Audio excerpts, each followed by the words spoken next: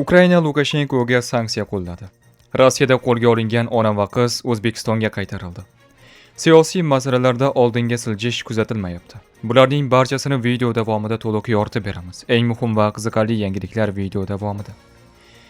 Ukrainalik bolalar nima sabab ko'chishga majbur?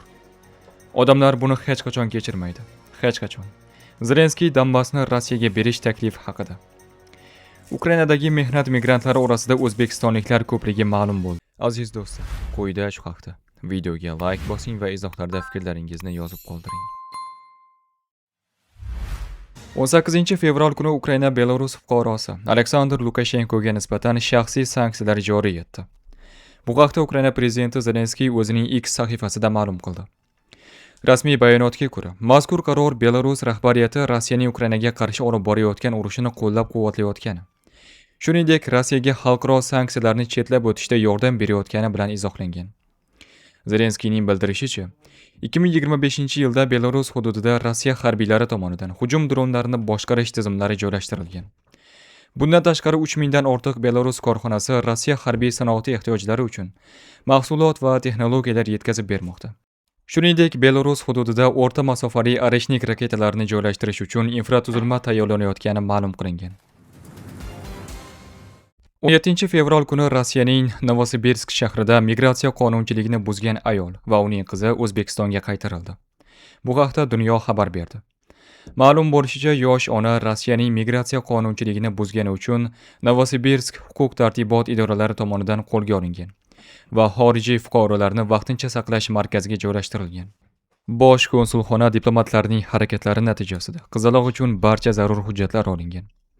17 fevral kuni konsulxona xodimlari tomonidan qizaloq Novosibirsk xalqaro aeroportiga olib kelingan va u yerda onasi bilan uchrashgan.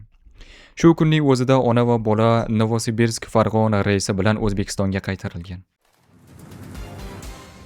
O't ochishni to'xtatish mexanizm deyarli kelishib bo'lindi, ammo siyosiy masalalarda oldinga siljish kuzatilmayapti. Zelenskiy. Ukraina prezidenti Zelenskiyning jurnalistlarga ma'lum qilishicha, Jenevada bo'lib o'tgan 3 tomonlama muzokaralar natijasida tomonlar o't ochishni to'xtatishning texnik jihatlari yuzasidan murosaga kelgan.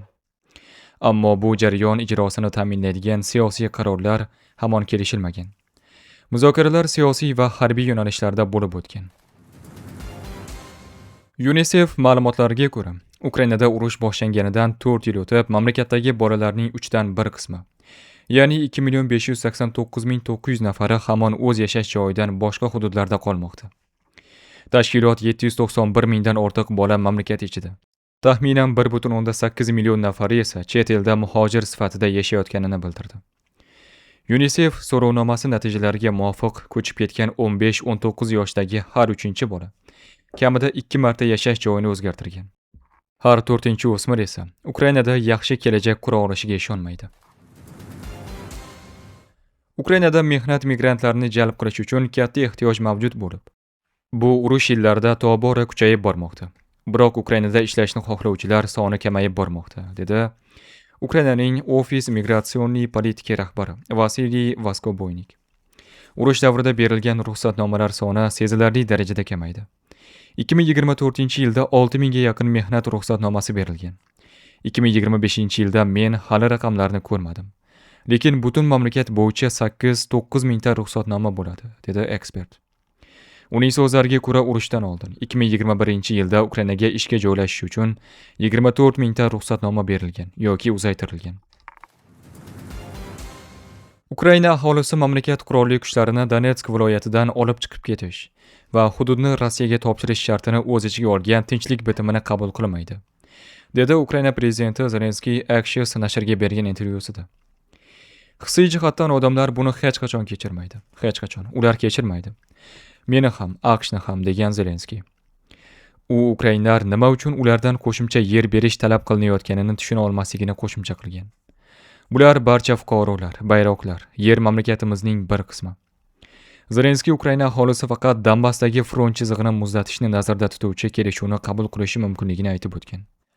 Agar biz hujjatga hozirgi tutashuv chizig'iga amal qilish to'g'risidagi bandni kiritsak, o'ylaymanki odamlar referendumda buni qo'llab-quvvatlaydi. Mening fikrim shunday, dedi u.